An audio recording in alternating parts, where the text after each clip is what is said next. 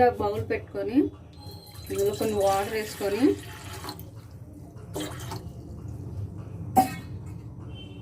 నేను 1/2 కేజీ కాకరకాయలు తీసుకున్నానండి.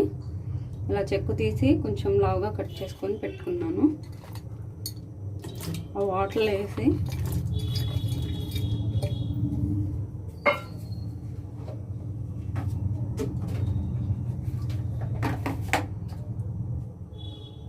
కొంచెం పసుపు వేసుకుందాము.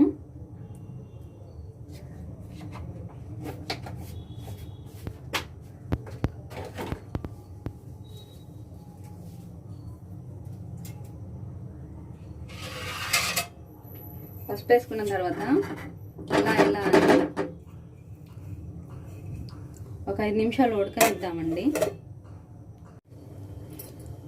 5 నిమిషాల తర్వాత మూత తీసేసుకుందాం. సరే ఎలా ఉడికిందో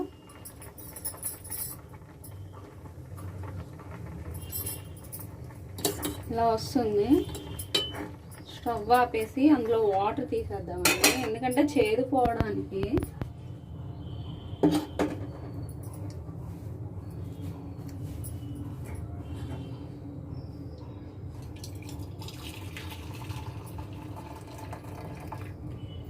మీకు చేదు కావాలనుకున్న వాళ్ళు నీళ్ళు ఉంచేసుకోండి ఇందులోవి, ఎందుకంటే లైట్గా చేదు తింటే ఒంటికి చాలా మంచిదండి.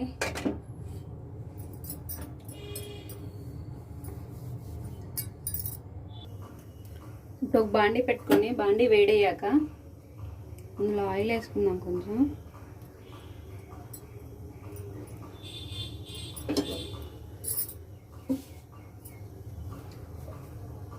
చూసారా, నూనె వేడైంది.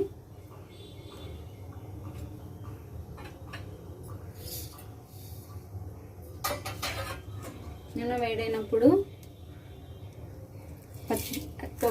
తాలింపు దినుసులు వేసుకోవాలండి.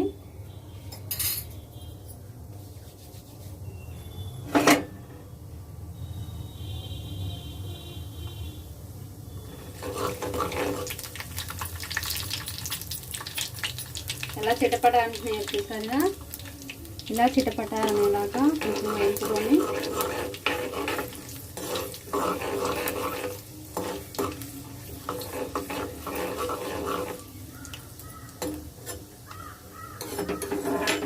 మందాటి బాండి పెట్టుకోవాలండి కాకరకాయ పులుసుకి, ఎందుకంటే పల్సాటి పెడితే అది కొరికేస్తుంది. బెండమిరగాయలు,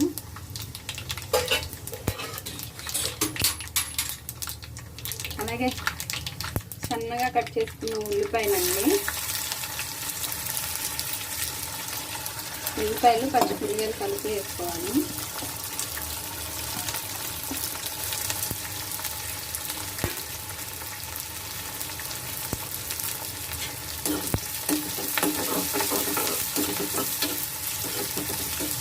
ఇవి బాగా ఎగాలండి.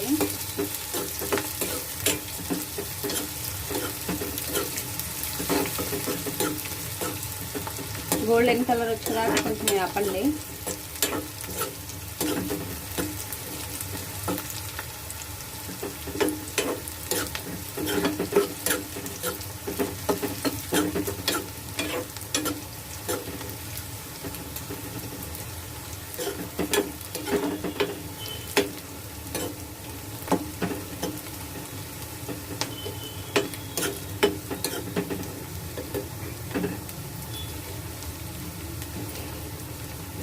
సరే ఎలా కలర్ వచ్చినాయో ఇలా గోల్డెన్ కలర్ వచ్చినాక వేపండి.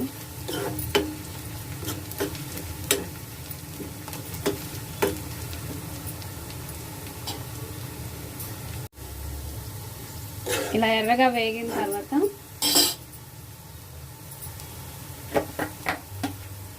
కొంచెం లైట్గా పసుపు వేసుకోండి, ఎందుకంటే దాంట్లో వేసాం కదా.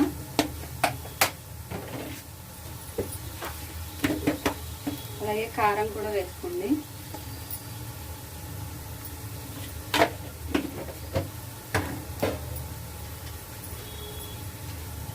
సాల్ట్,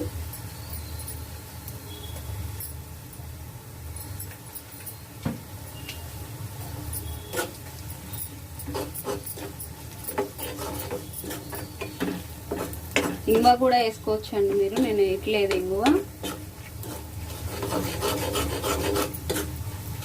ఇందులో మనం ఫస్ట్గా ఉడకబెట్టుకున్న కాకరకాయలు ఉన్నాయి కదండి, అవి పిండుకుంటా వేయండి. మాకు చేదు కావాలండి, చేదు తినాలి అనుకున్న వాళ్ళు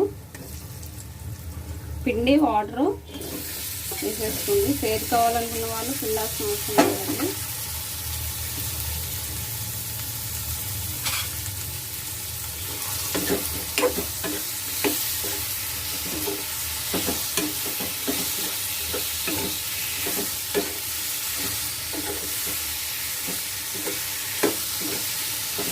ఒక 2 నిమిషాలు మగ్గనిద్దామండి.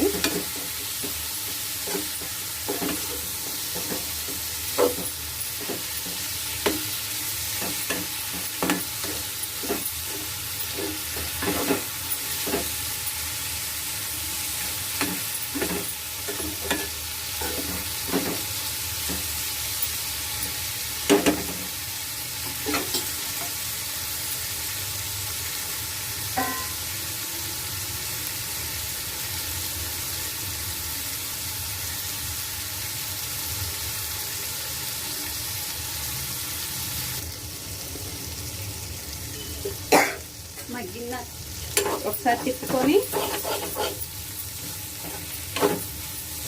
ఇందులో చింతపండు నీళ్ళు పోసుకున్నామండి. నేను పెద్ద నిమ్మకాయ చింతపండు తీసుకున్నానండి. మీకు కావాల్సిన వాళ్ళు ఎక్కువ కావాలనుకున్న వాళ్ళు చేసుకోండి.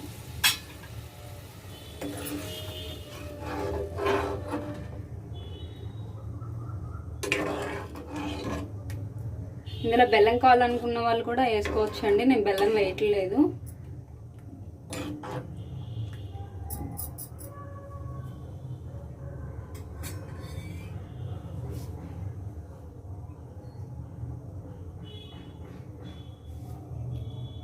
ఇప్పుడు మూత పెట్టేద్దాము.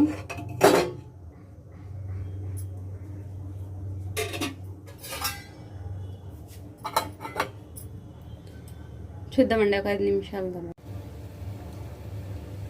ఓకే, 20 నిమిషాల తర్వాత మూత తీద్దామండి. చూసారా ఎలా మరుగుతుందో? దగ్గర పడింది. దగ్గర పడినప్పుడు శనగపిండి అండి 2 స్పూన్లు కలుపుకొని వేసుకోండి. ఇందులో బెల్లం వేసుకుంటే చాలా బాగుంటుందండి, కానీ మా ఇంట్లో తినరు, నేను వేయట్లేదు. మీరు వేసుకొని ట్రై చేసి నా కామెంట్ బాక్స్లో తెలియచేయగలరని.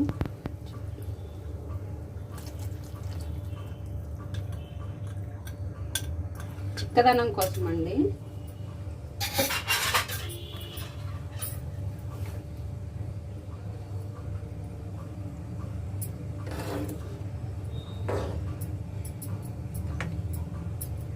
ఇది ఒక 2 నిమిషాల నుంచి ఆపేసుకోండి. ఈ వీడియో కనుక మీకు నచ్చినట్టయితే లైక్ చేయండి, షేర్ చేయండి, సబ్స్క్రైబ్ చేయండి.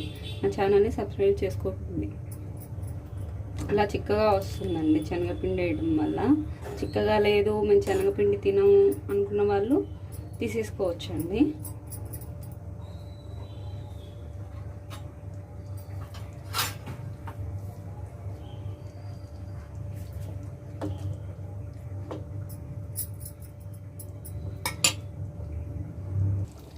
మీకు నెక్స్ట్ వీడియోలో కాకరకాయ రవ్వ బెల్లం చూపిస్తానండి.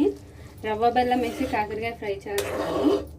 అది మా నాయనమ్మ నేర్పించిందండి. నెక్స్ట్ టైం మీకు చేసి చూపిస్తాను ఎలాగో. థ్యాంక్స్ అండి.